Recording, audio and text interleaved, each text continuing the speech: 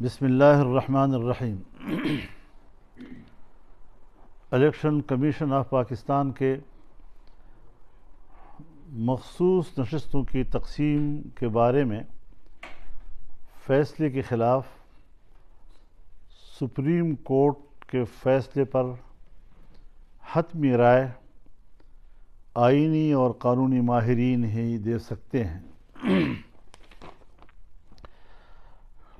تاہم جمعیت Ulema Islam supreme court کے فیصلے کو جزوی طور پر تسلیم کرتی ہے اور اس فیصلے کے نتیجے میں پی ٹی آئی کے ساتھ خیرسگالی کا اظہار کرتی ہے۔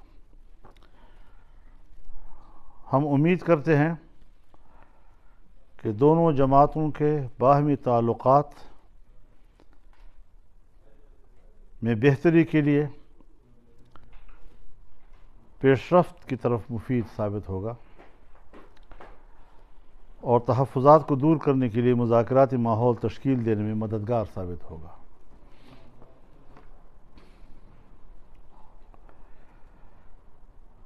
جہاں تک نظر ثانی اپیل کا تعلق ہے،